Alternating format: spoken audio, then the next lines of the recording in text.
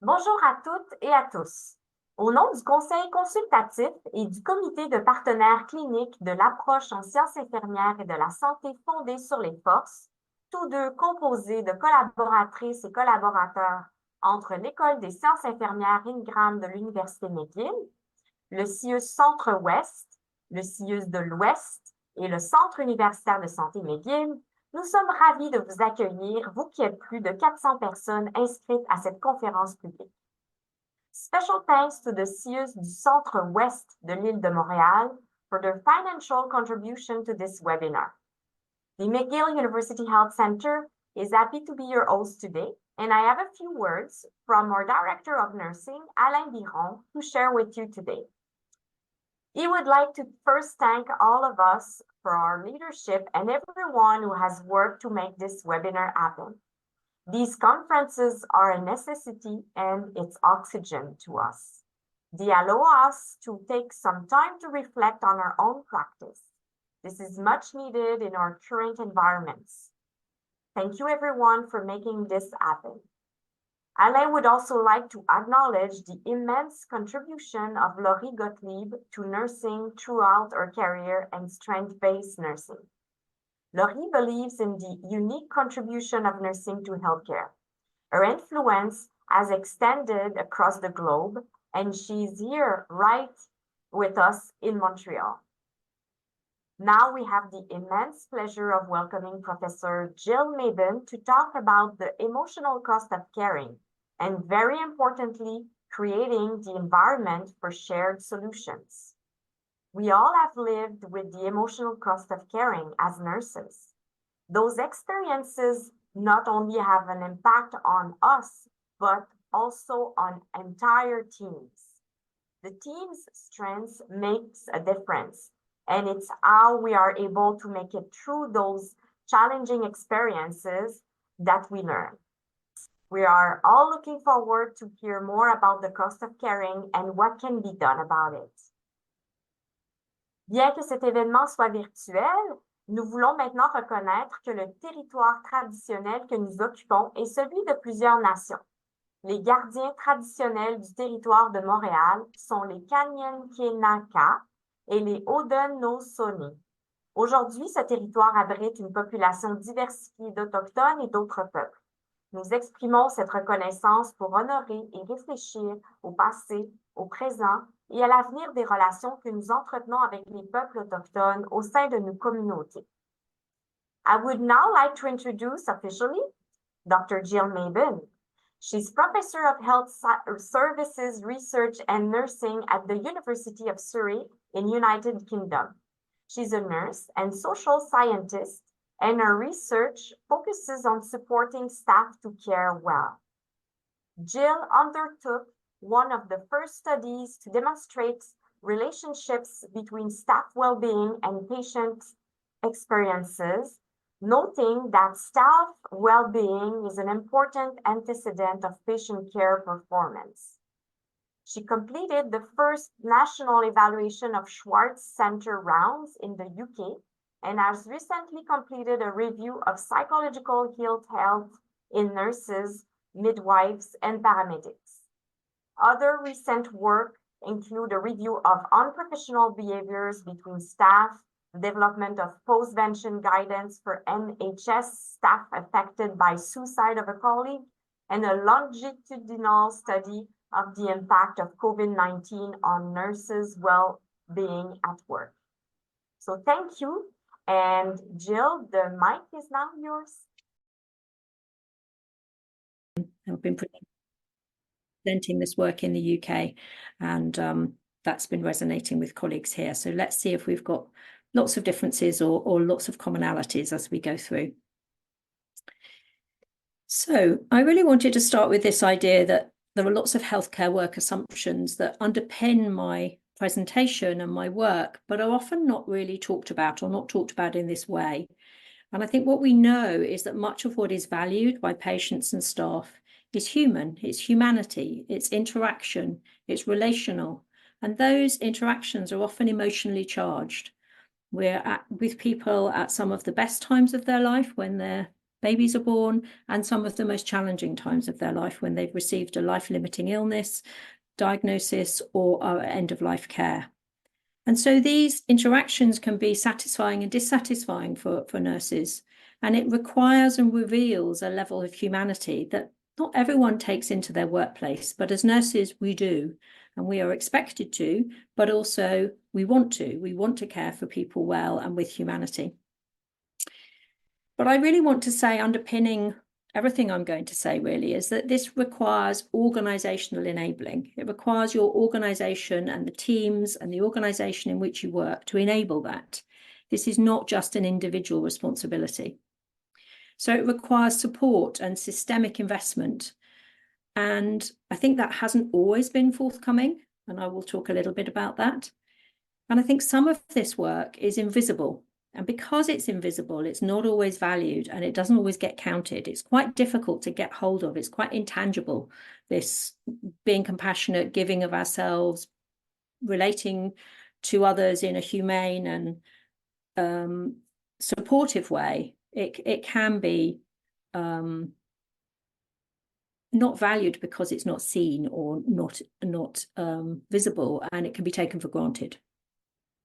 And I just wanted to say a word about resilience. I think it's become a watchword for anything to do with looking after staff and well-being in the UK.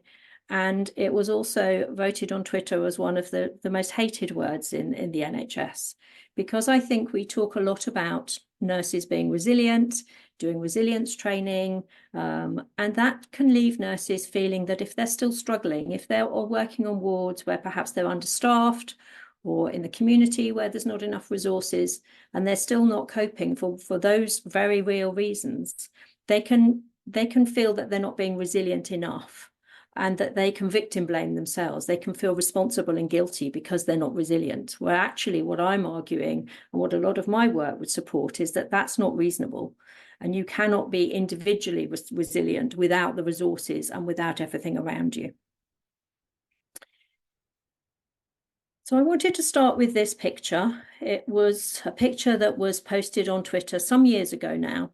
And what you see here is an emergency doctor in the US, I think, grieving the loss of his 19-year-old patient. A paramedic who's nearby, a friend, with permission, took this photograph and posted it online. And minutes after the photo, the doctor returns to work. The photo went viral, and thousands of others shared their own experiences of grief and raw emotion. And I think what this did was this photo revealed the emotional reality of doctoring, I would say nursing too, and of healthcare, a side that people, certainly the public and our patients, don't always see. And it united us in our common humanity. The photographer captures a poignant moment in what is otherwise sometimes a stoic profession. We are often exhorted to be stoic, to push our feelings down and to get on with things, be busy, keep going. And it trains doctors sometimes to be professionally distant. And once there was a lot of comments online, and this doctor said, I know what that person is feeling. Yesterday, one of my 17-month-old patients died. I was in the bathroom crying between patients several times yesterday. I cried in stairwells and hallways. It eats at you. Life is very fragile, and the pain of losing those we are trying to help becomes a scar that doesn't go away. It has shaped who I am as a person. And this was just one of many, many comments. So it enabled staff, doctors, others to talk about this often hidden side of our work that we keep secret and we keep to ourselves, and it enabled others to speak and share experiences, which many found cathartic and helpful. So there's a big report just before the pandemic, this mental health and well-being of nurses and midwives, which identified that pre-pandemic nurses were under intense pressure. They were at high risk of work-related stress, burnout, depression, and anxiety. And we know that the rates of suicide among female nurses was found to be greater than that of the general working population. And one of my new studies is looking at suicide in female nurses. And it has led others to describe staff in the NHS, certainly in our healthcare system, as the shock absorbers in the system. So lacking the resources to meet this rising tide of demands, if you like. So we have many, many more patients needing us. We have limited resources in the UK, particularly post-pandemic. And it's staff who are exhorted day after day to put patients first and to put themselves on the line and deliver compassionate, humane care. And it draws on their own resources and can make people feel depleted. We have a national NHS staff survey. This is the results from 2022, really reinforcing some of this, so that 45% of staff have felt unwell because of work-related stress in the last 12 months. 57% report going to work despite not feeling well enough to perform their duties, and 34% of staff said they felt burnt out because of their work. And when we examine this by profession, the rates are highest in nurses, midwives, and paramedics. So I think you're getting the picture. This is challenging times for staff in our NHS, and I know across the world. And then we also had the COVID pandemic. You don't need me to tell you about that. Many of you will have lived through this, nursed through it, and had some very, very challenging times of your own. Just here's some facts here. Our first lockdown was on the 22nd of March. We had a very, very difficult pandemic with a huge number of deaths, daily cases topping 1,100 in April 2020.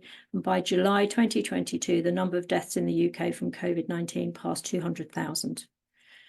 And those numbers are still going up. So it was a very difficult and distressing time for staff. And I think this has left a considerable legacy. I speak to staff now, and a lot of them say, oh, COVID's behind me. I've pushed that down, it's gone away. But actually, when I talk about this work that I'm going to talk to you about now, it can bring it up. So I just wanted to give a little bit of a warning there that if there's a film coming up and if it all feels too difficult, then please mute the sound, because I know it can be challenging for some people to revisit some of the difficult times. So what we did, I thought it was a very unique time. We did this on not much money or barely any money. I studied history at one stage as well. So the historian in me definitely wanted to record nurses' experiences of the pandemic, because I thought this was once in a generation challenge that was facing our profession. And I'm pleased to say that this work has now been archived in the Royal College of Nursing archives, including our audio recordings of nurses speaking about their experiences for future historians. So what we did was we wanted to examine the effects of the COVID pandemic on frontline nursing staff's psychological health to aid their long-term recovery. And so we interviewed up to 50 nurses up to 4 times. So it was a longitudinal study. And we had 2 cohorts. Sample 1 included 18 nurses who were redeployed to the ICU. And that was 27 nurses in total. And then, as you can see, the numbers dropped a little bit at the next interview, and then a little bit more. So by the end, in April 22, we had 21. But actually, for a longitudinal study, that's a very good retention rate, 27 to 21. Our second sample, we sampled again because we didn't have enough students. In the UK, third-year students were asked to go into the wards as pre-registration nurses to kind of fill the gaps. So nurses were working as almost as qualified nurses with minimal supervision, and that was very challenging. But we wanted students, we wanted community and care home nurses, and we wanted more Black and minority ethnic nurses to understand their experience, because we knew that they were dying. That group had higher death rates and a lot more risk. And our work is dedicated to the nurses who died during the pandemic, and there were many of those in the UK and across the world. So I'm just going to present some of the ideas here. We've written probably 6 or 7 papers from this work now. And one of our participants gave us this quote and talked about, you can't walk through water without getting wet, which is the idea that we can't be immersed in suffering and loss daily and not be touched by it. It is as unrealistic as expecting people to walk through water without getting wet, which I think really summed up a lot of what we were seeing in our data. So nurses' experiences were characterized by what we call deathscapes, so unrelenting, a lot of death, much more than normal and in a very different way. And sometimes that resulted in impoverished care, work being left undone, not being able to nurse as one wanted to. There was some systemic challenges and some self-preservation required. So there was insufficient staff and training sometimes. It was challenging to speak up and be heard. And there was a lack of PPE, personal protective equipment. And there was quite a lot of challenges and frustrations, particularly out of hospitals. In the UK, nurses in the community and care homes really suffered with the lack of PPE. There was also emotional exhaustion, one element of burnout. People were on survival mode. There was compassion fatigue and a considerable intention to leave. There was also perhaps some helpful but also unhelpful support. Nurses tended to not talk to their family and friends in a way that they might otherwise. They wanted to protect them. And there's still quite a lot of stigma in nursing, certainly in the UK, about speaking up and saying that you're not coping and that it's that you're not okay. So there was quite a lot of work at that time saying it's okay not to be okay. So we made a short film, an animation that I'm just going to play to you here, which also has our recommendations from this work. So let me know if you can hear this. I hope you can. The sheer number of deaths was terrifying. There were patients I couldn't stop thinking about. Each one, someone's dad, someone's mum. I felt helpless and scared for my own family. Oh gosh, as time went on, the trauma came out. Flashbacks, not sleeping, and uncontrollable crying. We're supposed to be resilient, so I didn't tell anyone how I felt, not even my family. When I tried to speak up about things going wrong, no one listened and nothing changed. I never thought I'd leave nursing, but eventually I just had enough. I needed time and help to heal. During COVID-19, nurses across the UK did incredible things to meet the needs of others. But this came at a huge psychological cost, and many felt they could no longer continue in the profession they loved. In 2020, we began a longitudinal research study to help us understand what happened and what we could do better. Through a series of interviews, this provided a safe space for nurses to share lived experience and voice concerns. This is what we learnt. It's distressing when you can't even provide basic nursing care. It's like you're not nursing or caring, you're just keeping people alive. We need safe management and a culture where we can raise concerns and ask for support. And when improvements are made, tell us about it. We need time and space to be with other nurses, to offload and support each other. Even during emergencies, we need rest, bathroom breaks, food and water. We are human after all. We need to be supported to take days off and not to work beyond our contracted hours or be pressured into taking on extra shifts. In emergency situations, we want to see managers being accountable for care and working alongside us. Being redeployed to a new site without anyone asking you, with no formal welcome or training, makes an already stressful situation much, much worse. We don't want to feel that being stressed, overwhelmed, or not resilient enough is our fault. We need support. Most of us have been forever altered by the pandemic. And a lot of us will need help to process that for years to come. But moments like these are opportunities to learn and make positive changes happen. As individuals, as nurses, and as a whole health service. To find out more about this work and how we can all support nurses better, now and in the future, get in touch with the team at the University of Surrey.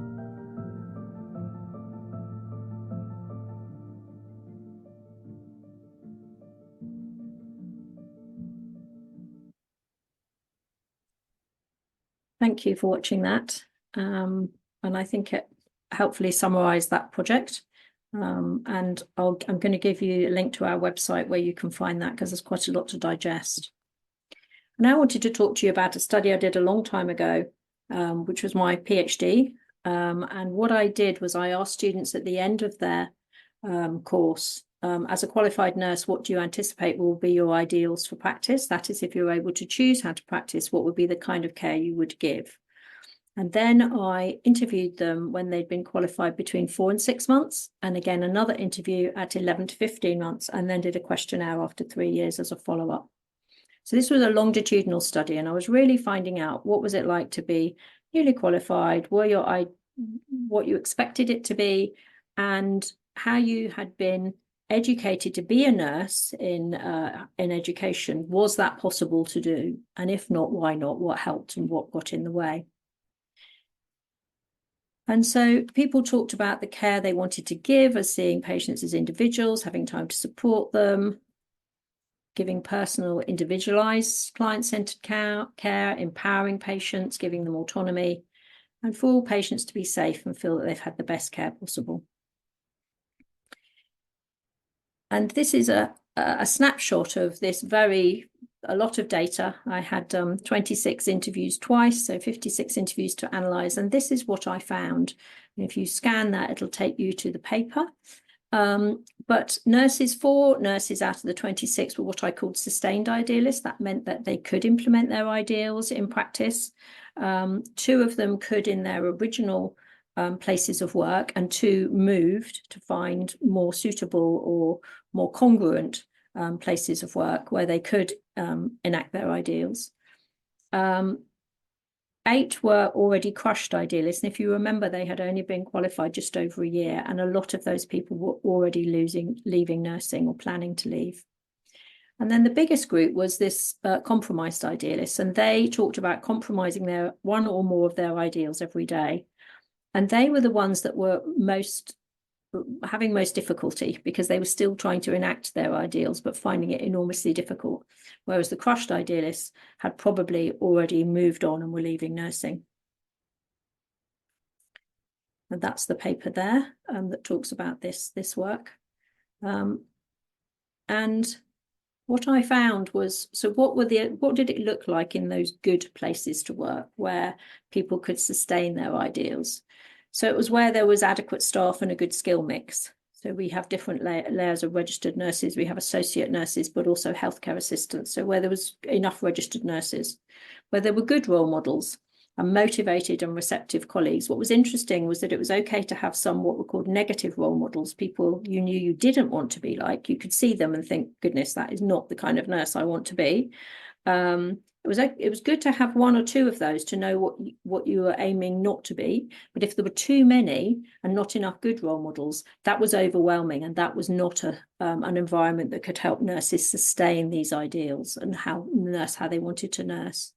They wanted a place where ideas were welcomed and change was encouraged, and where there was support for staff mentorship and preceptorship, and where there was a philosophy of care that supported compassionate care, and where nurses were encouraged to be at the bedside and be giving such care. I then did a postdoc study, which I'm not presenting today, but I started building this wall about enabling environments of care. And from that study, I built some more enabling elements. It was where staff felt valued and received good feedback, where performance is well managed, so that if there are staff who are underperforming, that those issues are addressed so that they don't drag the rest of the team down, and where staff feel heard and they feel their voice counts.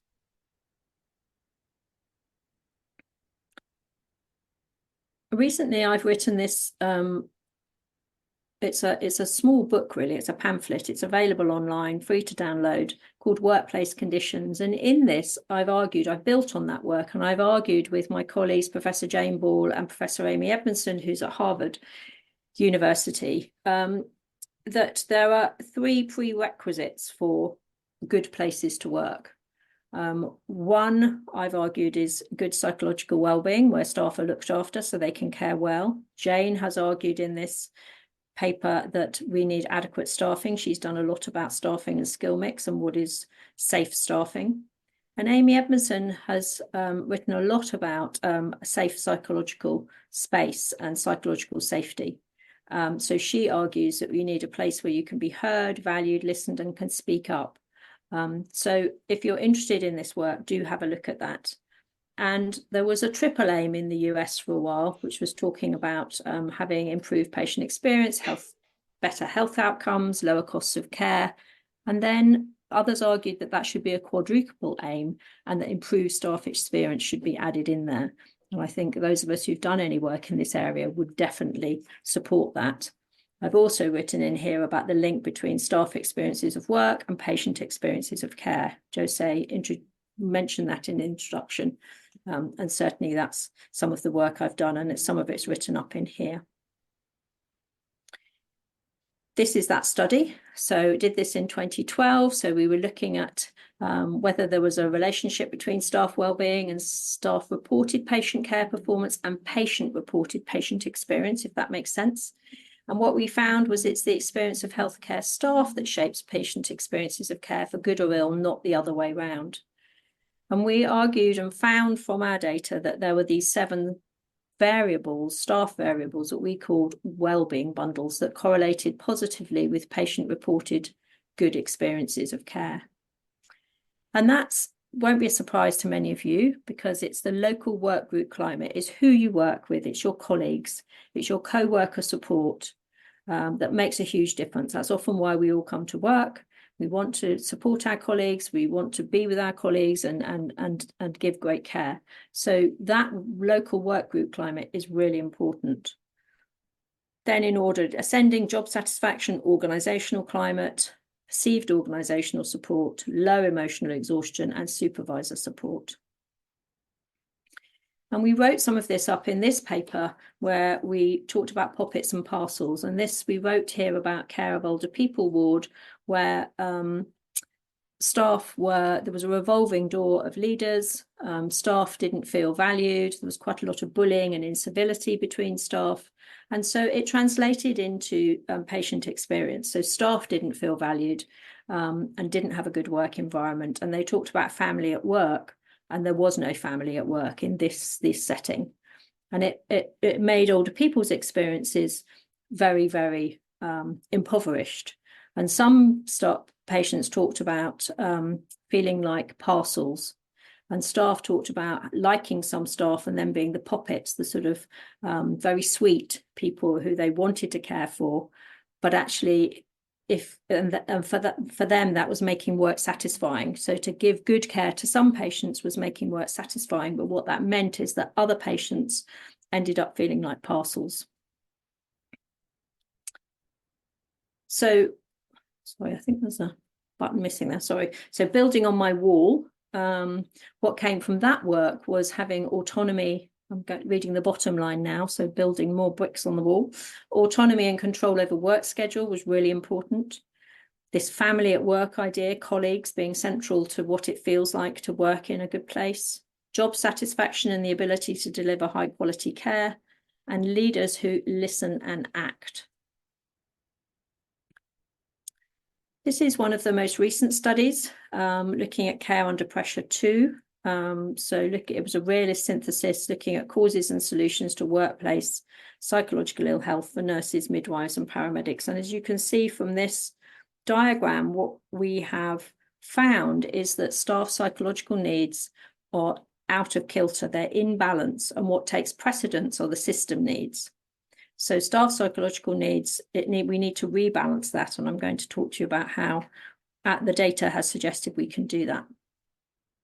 So what we did in this study was we reviewed a lot of literature, 204 pieces, and we wanted to gain this deep understanding of psychological ill health, what causes it, what form it takes, who's most affected by it, and in which circumstances, and why. I guess our question was why, despite multiple interventions. There's so many evidence-based interventions now for staff, although I would say often individual focused.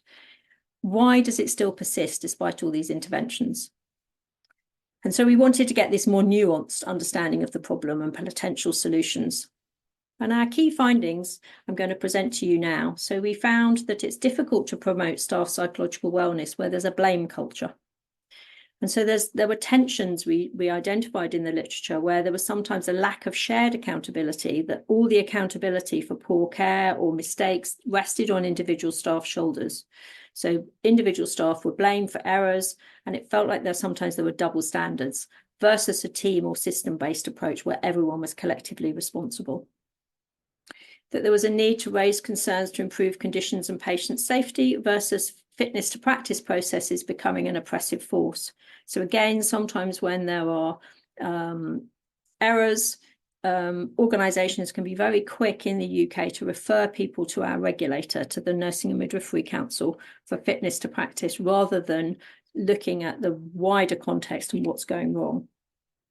And that an inclusive learning culture and encouraging staff to speak up, which is positive, versus a blame culture and what can be called sometimes the deaf effect in the literature, where managers and others have inaction when concerns are raised. The next key finding we found, there was a paper talking about serve and sacrifice, and that really resonated with any of us who'd been clinicians, but also with the rest of the literature, where the needs of the system often override, sorry about that typo, often override staff psychological wellbeing at work. So there's tensions between this professional culture where we want to give of ourselves and do everything, but that can promote this serve and sacrifice ethos, which persuades staff to prioritise the institutional needs over their own needs, versus a culture that values staff and promotes self-care. Supporting existing staff in the context of staff shortages versus normalisation of overwork, including a perceived coercion to fill vacant shifts beyond contracted hours. So what we found in the literature were these sort of tensions, this versus this. There was no clear-cut way, and some areas were one or the other.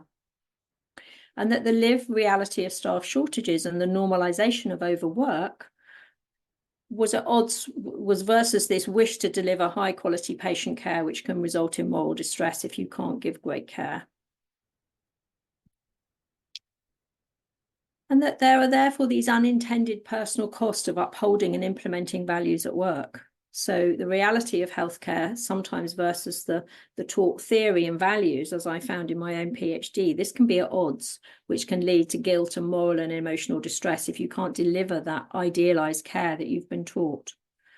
The benefits of staff empathy to patients, which we know patients want, ensuring high quality care, versus the harms of such empathy. If you empathise too much with patients, or it can increase vicarious trauma and unhealthy coping strategies.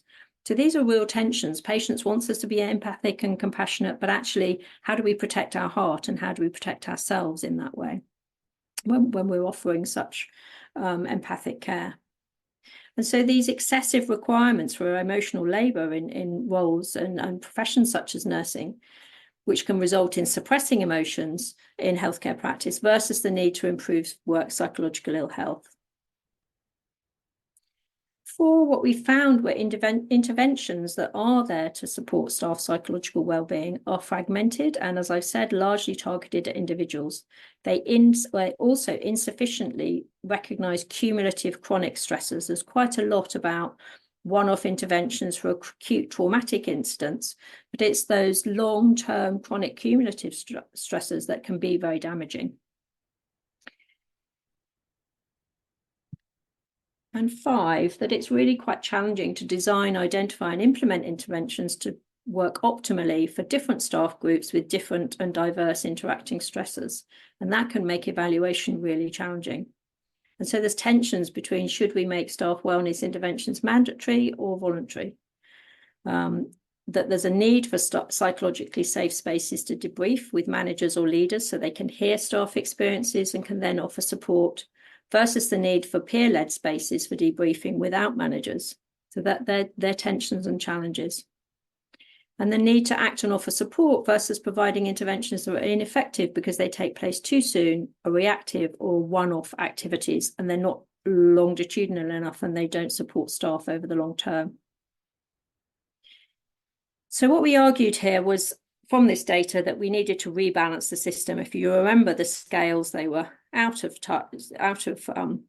They were not balanced because the needs of the system were overriding staff psychological well-being at work. And so if you look at the different coloured icons here, the individual focus versus the organisational focus, we're trying to rebalance, moving away from an individual focus towards more of an organisational focus, moving away from only reactive responsive interventions to proactive preventative interventions. Not only having professional accountability rest on the shoulders only of individuals and without taking account of the context, but having a listening, learning culture that supports people when they do make mistakes, because mistakes are inevitable in the complex world of healthcare. And having high standards for patient care, as well as high standards in staff psychological well-being. So this is we're trying to give lots of metaphors and diagrams here to share our ideas. So rather like Maslow's hierarchy of needs, we've got the essential needs as the roots here at the bottom, prioritising staff essential needs, and people outside healthcare are always quite surprised when I talk about this work and say that nurses often struggle to take their breaks, have something to eat, go to the toilet and have drinks because they're so busy. But those essential needs are the bedrock on which everything else is built. So that's why they're the roots here. That we need to take a systems approach, as in the trunk here, because that underpins everything else, to reviewing the provision of support for staff to thrive and develop and share examples of good practice. And then we have the branches here, that we need to normalise psychological ill health, that actually it shouldn't be a surprise to us anymore that staff become burnt out and leave. This is difficult emotional work, and we should be planning for that, anticipating for it and preparing for it, not be surprised by it. And we need to identify and nurture future compassionate leaders, that actually staff need good support from their leaders and managers and compassion from them, not punitive approaches. And that we need to learn from staff and create a learning, not a blame culture. And we're suggesting that giving psychological harm parity with industrial injury and risk. In the UK, we do a lot in staff training about manual handling, about moving patients, about protecting physical health and our backs and so on. But we have very little that's similar for psychological harm. Some of our colleagues in our stakeholder group use the analogy of builders on a building site wearing a hard hat and steel toe cap shoes for safety. What's the equivalent of that for nurses going into work psychologically? What's their psychological protection? What would that look like? So in our guide, we have sections for different groups that's on our website. The suggestions for senior leaders, managers, team leaders, nurses, midwives, and paramedics. And I will leave you to have a look at that outside of this session and hope you will enjoy the guide and find lots of rich material in there. There are some hard copies. So, oops, that's the wrong one. What was the other one? I've got 3 guides here because we've done so many things. So this is what it looks like. And there's multiple ideas in here, so do have a look at that. All I'd say is that when you go to download the guide, it does ask you 3 questions because we're trying to gather data on who's reading it and how they're using it, because we need to demonstrate impact. So do have a look at that and download it. So that's where you can get the guide. I'll make sure you have these slides, and I'll also put the link in the chat.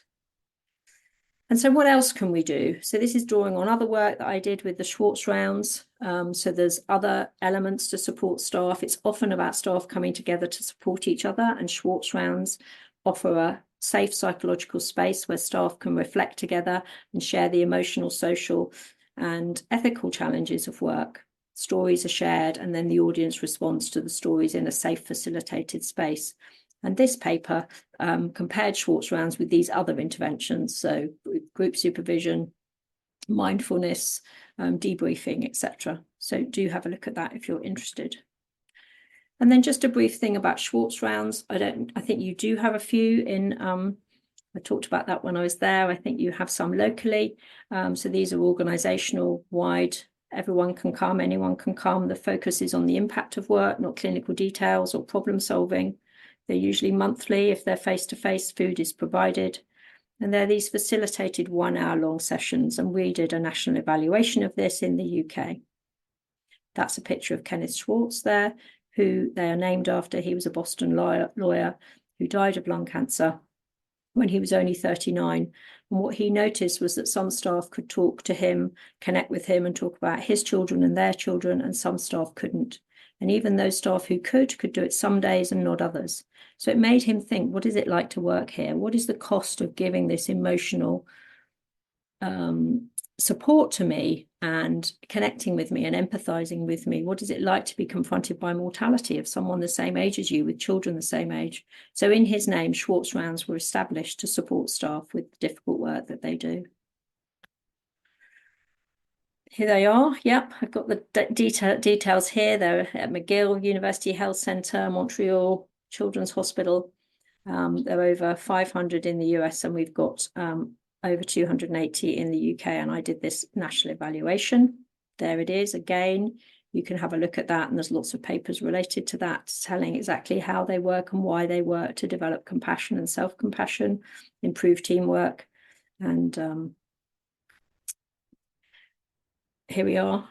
So it decreases isolation, improved teamwork, positive changes in behaviour, and psychological distress was reduced in staff who were regular rounds attenders. We had a cohort who never attended rounds, so they were a control group.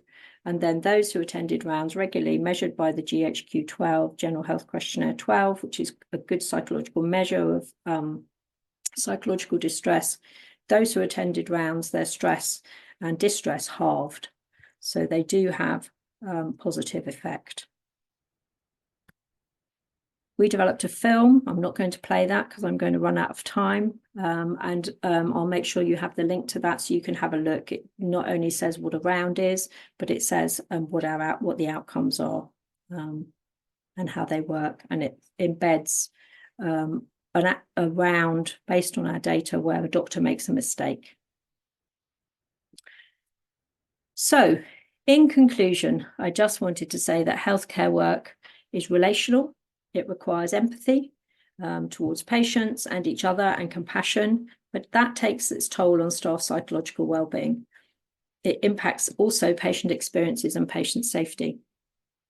And in terms of interventions, we need to move beyond an individual, which can sometimes be blaming approach, to a team systemic focus, which requires culture change. And that's my next piece of work. We're hoping to get a big grant to work with organizations to change culture, not just give individual wellness interventions. Sufficient staff and job satisfaction, of course, is key, enabling staff to give great care. And if you get the basics right, food, drink, rest, listen to staff and act, that you're going a long way, and there can be some quick wins there. Spaces and places to process work challenges with peers are really important. And I've certainly seen in the lifetime of my career as a nurse, some of those being eroded. I used to always go to breaks with staff. We used to have hot food at night. We used to go to the pub after work. We now have almost ubiquitous 12-hour shifts in the UK with only 2 half-hour breaks. So actually being together with your peers and colleagues to say, goodness, that was a difficult morning, or supporting each other, have really almost become non-existent. So we're having to put in place extra spaces and places like Schwartz rounds to create a space for staff to share the challenges of work. And psychologically safe learning environments where speaking up is welcomed is really, really critical. The pandemic may be over, but the toll on staff is not. Nurses report feeling forever altered by their experiences. And as I've said, our guides and resources based on a lot of this work are here, and I'll also put the link in the chat.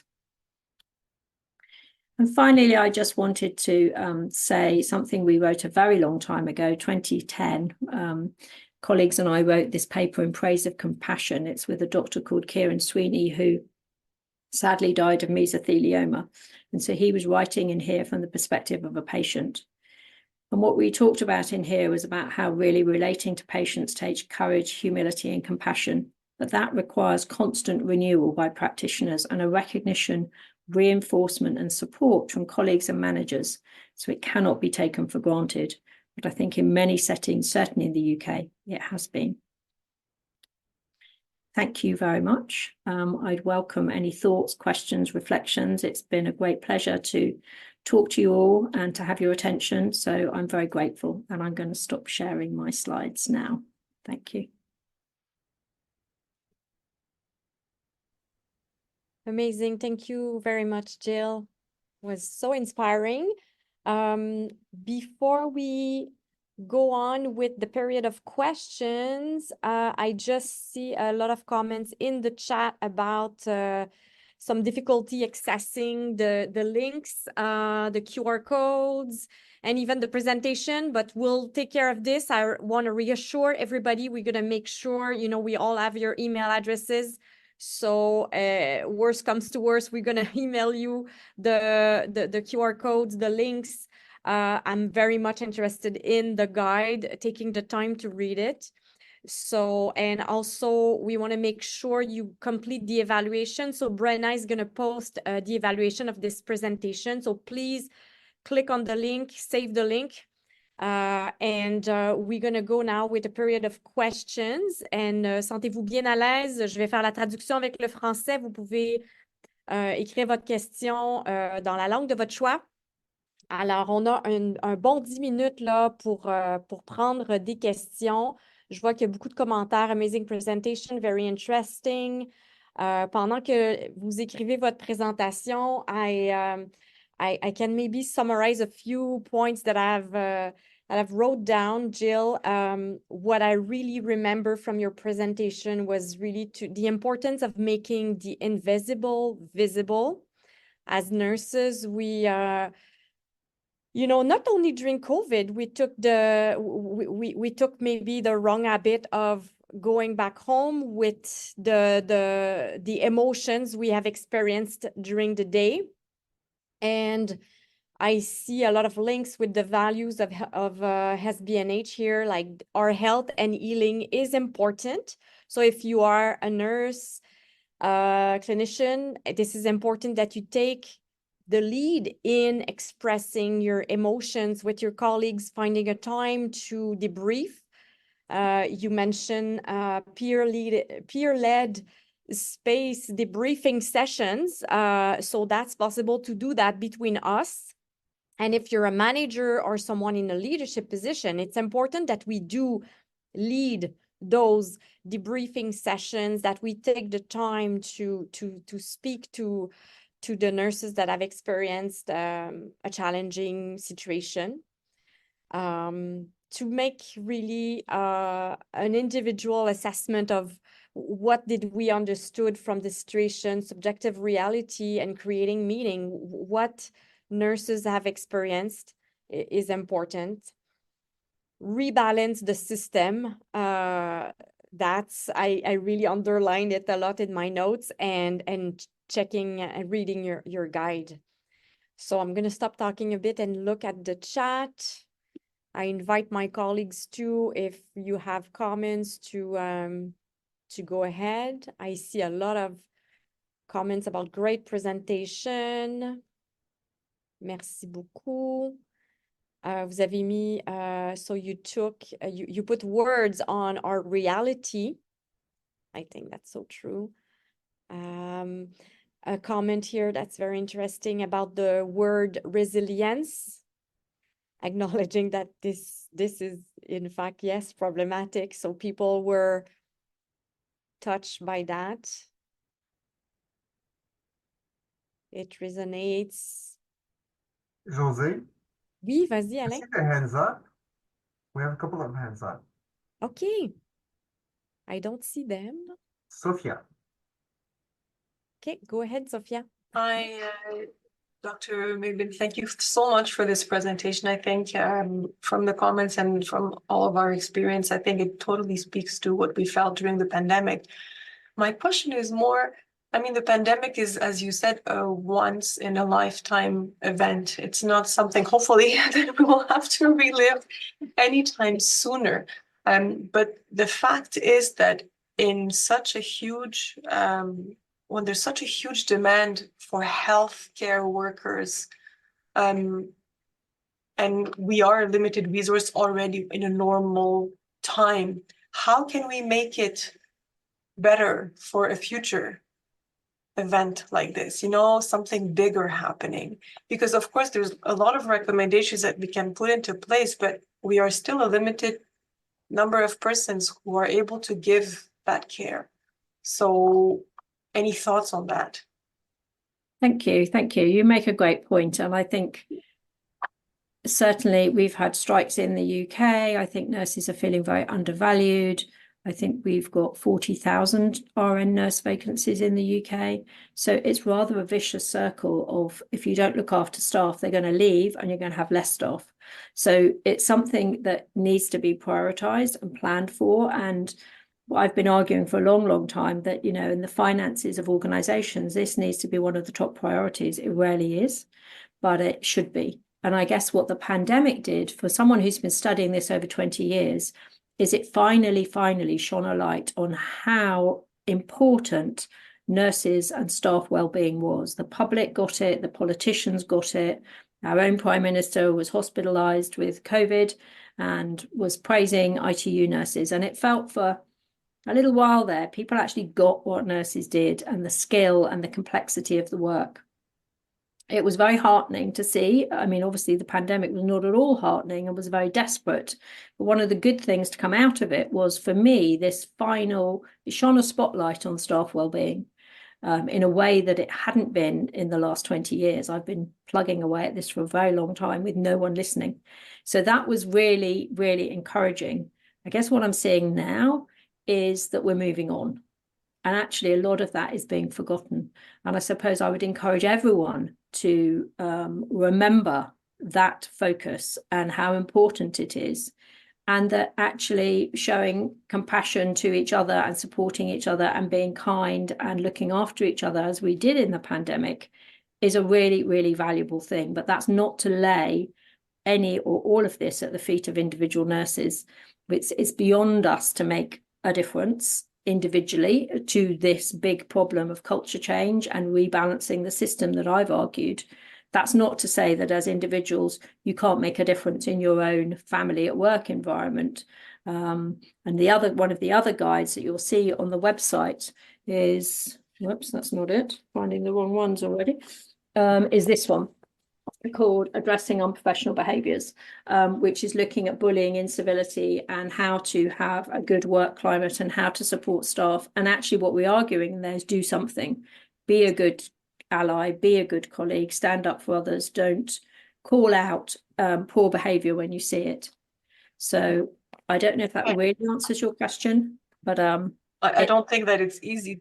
Anyone can answer that It's not question, easy. but how are we going to do it in the next pandemic? But thank you so much. Yeah, and for the next pandemic, there was a huge amount of learning, and there was a lot of learning from nurses, and that's what we were trying to capture. And we've given that to government. We've sent it to our COVID inquiry, and we hope some of it is paid attention to. That's kind of the most I can do as a researcher at the moment. But yes, you're right. Thanks.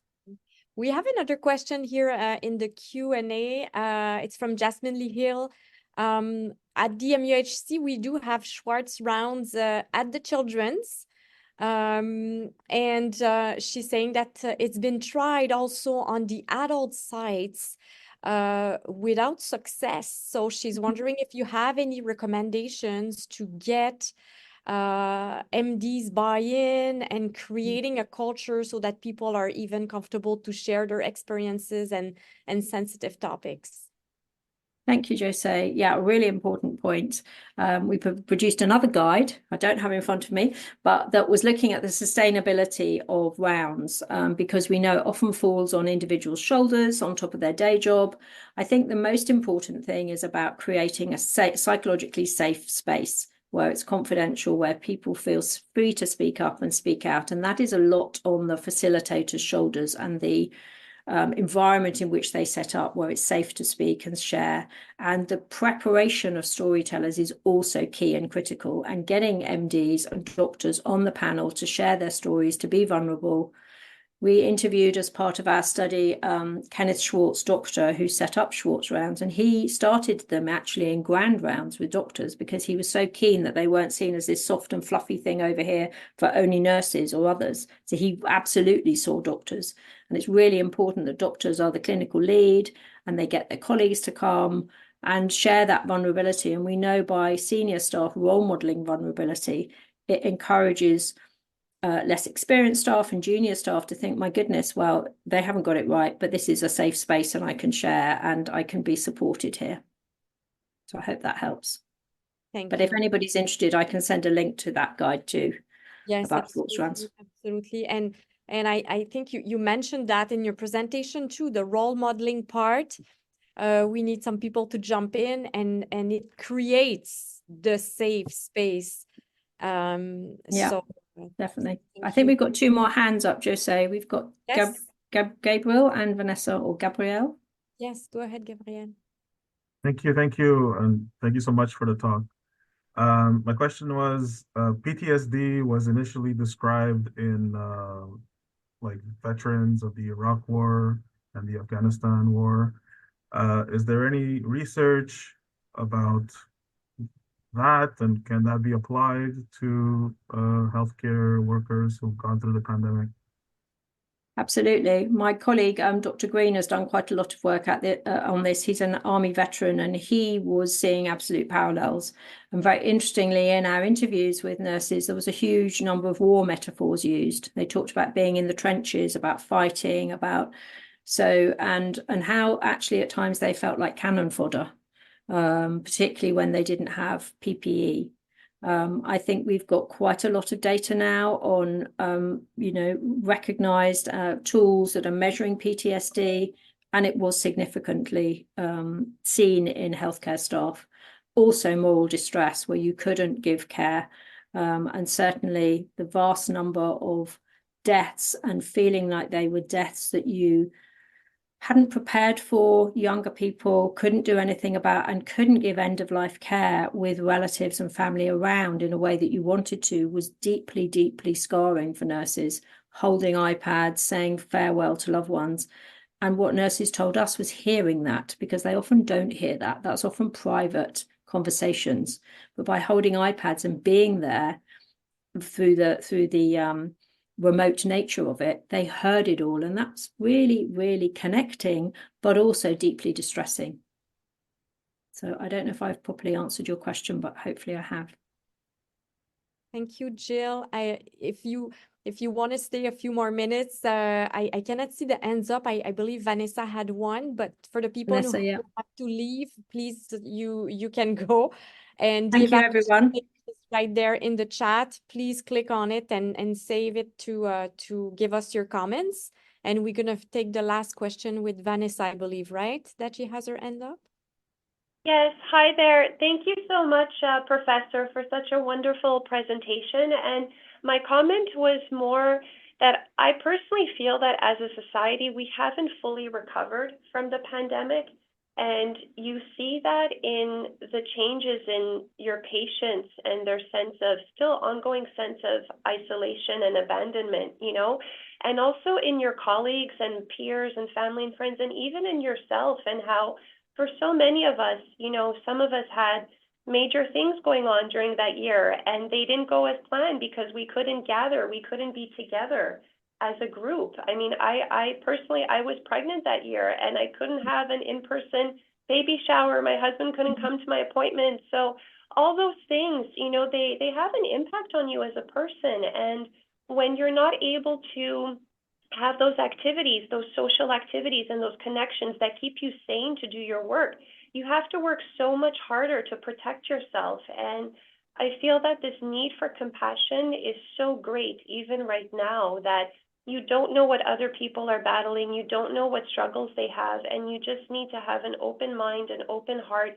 and just try to collaborate and build bridges and come together, because it's not only for the good of our patients, but for our own sanity as healthcare workers. Really, it's survival, and this is what we need to do to survive, I think.